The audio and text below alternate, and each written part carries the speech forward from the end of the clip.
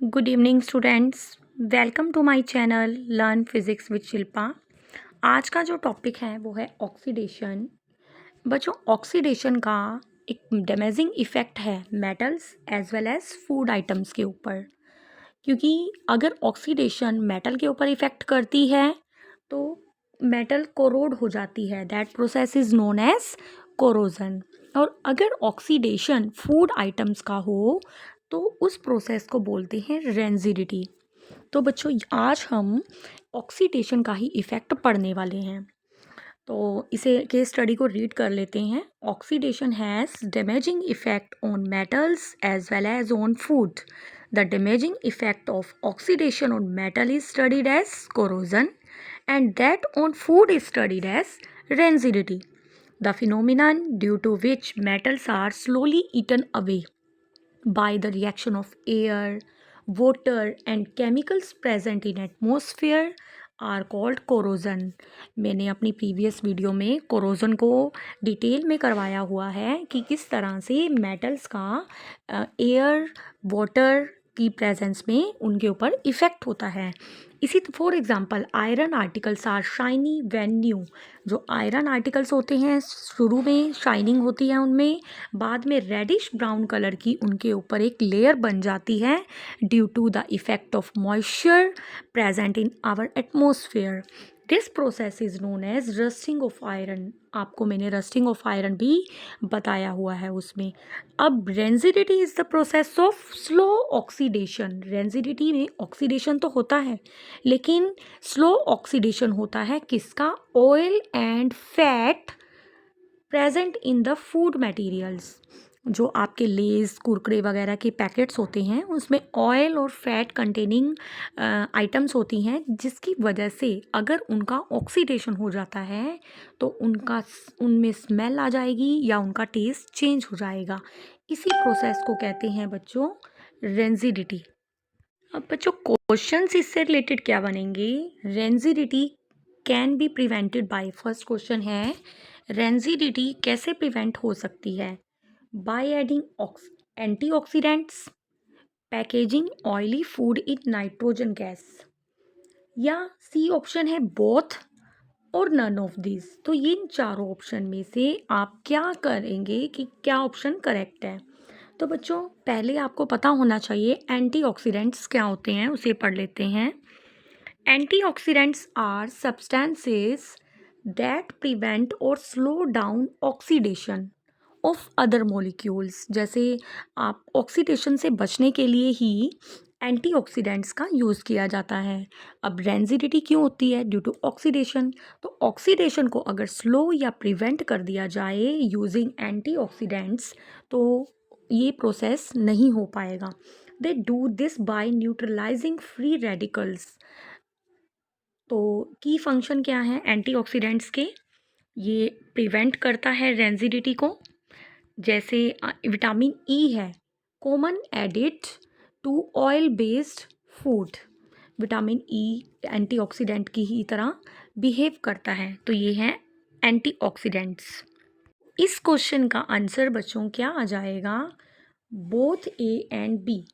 क्योंकि जो आपके पैकेट्स में होते हैं लेस कुरकुरे, उसमें आपने देखा होगा कई बार वो बहुत फ्लफ़ी होते हैं, उसमें नाइट्रोजन गैस फिल कर दी जाती है। कई बार 1 मार्क में ये क्वेश्चन भी पुट अप हो जाता है कि कौन सी गैस इन पैकेट्स में उनकी पैकेजिंग के लिए यूज़ की जाती है, वो है nitrogen.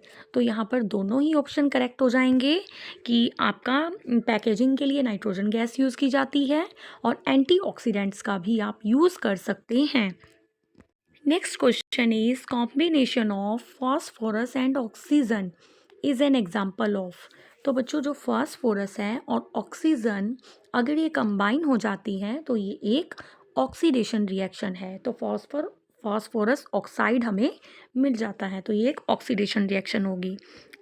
Next question is a science teacher wrote the following statements about rancidity. Science teacher कुछ स्टेटमेंट्स लिख रहा है। फर्स्ट है when fats and oils are reduced. अगर फैट एंड ऑयल को रिड्यूस कर दिया जाए तो दे बिकम रेंजिड, तो वो क्या रेंजिडिटी हो जाएगी। In chips packet rancidity is prevented by oxygen. Rancidity कैसे प्रिवेंट होती है? ऑक्सीजन से प्रिवेंट की जाती है चिप्स के पैकेट में। थर्ड है rigidity is prevented by adding antioxidants. तो हमें बताना है इन तीनों स्टेटमेंट्स में से कौन सी स्टेटमेंट करेक्ट है। तो बच्चों यहाँ पर फर्स्ट स्टेटमेंट जो है आपकी वो इनकरेक्ट है, because when fat and oils are reduced, जब उनको रिड्यूस किया जाता है, ऑक्सीडेशन से रिड्यूस किया जाता है, तो वो रेंजिड कैसे बनेंगे? तो ये स्टेटमेंट तो आपकी रॉन्ग हो गई। सेकेंड स्टेटमेंट आपकी यहाँ पर करेक्ट है। In chips packet rancidity is prevented by oxygen. Rancidity में ऑक्सीडेशन हो जाता है फूड आइटम्स का, तो उसको ऑक्सीजन से ही प्रिवेंट किया जाता है। और थर्ड ऑप्शन भी आपका करेक्ट है, rigidity is prevented bye antioxidants. तो यहाँ पर आपके पास ये दोनों ऑप्शन करेक्ट हो जाएंगे। तो option number B will be your correct answer.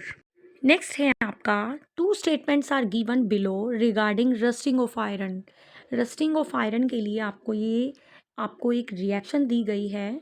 The rusting of iron is redox reaction. क्या रस्टिंग ऑफ आयरन एक रिडॉक्स रिएक्शन है जिसमें Fe3 पॉजिटिव में चेंज हो रहा है और ऑक्सीजन O2 नेगेटिव में चेंज हो रहा है। दूसरी स्टेटमेंट गिवन है, the metallic iron is oxidise to Fe2 positive and O2 is reduced. वही रिडॉक्स रिएक्शन से रिलेटेड है ये भी, कि ये ऑक्सीडाइज हो रहा है Fe और O2 रिड्यूस हो रहा है, वो ये पूछना चाह रहे हैं। तो इसमें चार ऑप्शन आपको दिए गए हैं कि चारों में से कौन सा करेक्ट है और कौन सा इनकरेक्ट है। तो बच्चों ऑक्सीडेशन और रिडक्शन में सिर्फ हमें ये नहीं देखना कि ऑक्सीजन अगर कोई गेन कर लेता है वो ऑक्सीडाइज हो गया, और जो हाइड्रोजन का लॉस हो रहा है जिसमें से वो रिडक्शन हो गया। यहाँ पर एक दूसरी स्टेटमेंट भी ऑक्सीडेशन और रिडक्शन की आपको मैं बता देती हूँ। तो ये देखिए, यहाँ पर आपको दिया हुआ है, oxidation the process in which an atom ion और मोलिक्यूल लॉसेस इलेक्ट्रॉन्स। तो अगर इलेक्ट्रॉन्स का लॉस हो रहा है तो उस एटम के पास बच्चों पॉजिटिव चार्ज आ जाएगा, जैसा कि ऊपर की रिएक्शन में दिया हुआ है। उस प्रोसेस में वो एटम ऑक्सीडाइज हो जाएगा। एग्जाम्पल है जैसे सोडियम, अगर एक इलेक्ट्रॉन को लूज़ कर दे, जैसे सोडियम Na इलेक्ट्रॉन को लूज़ कर दे तो Na पॉजिटिव बन जाएगा प्लस इलेक्ट्रॉन हो जाएगा। तो यहाँ पर Na पॉजिटिव, इट मीन्स ये ऑक्सीडाइज हो गया है। इसी तरह से रिडक्शन क्या है, the process in which an atom ion और मॉलिक्यूल गेन्स इलेक्ट्रॉन। अगर कोई एटम इलेक्ट्रॉन को गेन कर लेता है, जैसे क्लोरीन क्या हो जाएगा इस केस में रिडक्शन, जैसे Cl नेगेटिव में चेंज हो जाएगा। तो जिस एटम के ऊपर पॉजिटिव साइन आता है इट मीन्स वो इलेक्ट्रॉन को लूज़ कर रहा है। क्लोरीन के केस में क्लोरीन Cl नेगेटिव हो जाएगा और ये एक इलेक्ट्रॉन को गेन करता है, तो नेगेटिव साइन आ जाएगा क्लोरीन के केस में, तो ये रिड्यूस हो गया है। तो बच्चों इस केस में आपको ये पता चल गया होगा, Fe3 पॉजिटिव में कन्वर्ट हो रहा है। इट मीन्स अगर पॉजिटिव साइन आ जाता है किसी भी एटम के ऊपर, इट मीन्स वो ऑक्सीडाइज हो रहा है, और अगर नेगेटिव साइन आ रहा है तो वो रिड्यूस हो रहा है। तो यहाँ पर ऑक्सीडेशन और रिडक्शन दोनों ही प्रोसेस हमें दिखाई दे रहे हैं। तो then it is a redox reaction, ये एक रिडॉक्स रिएक्शन होगी। और दूसरी स्टेटमेंट भी यहाँ पर करेक्ट है कि Fe2 का ऑक्सीडेशन हो रहा है और O2 रिड्यूस हो रहा है। तो यहाँ पर ऑप्शन नंबर सी आपका करेक्ट हो जाएगा, बोथ 1 एंड 2।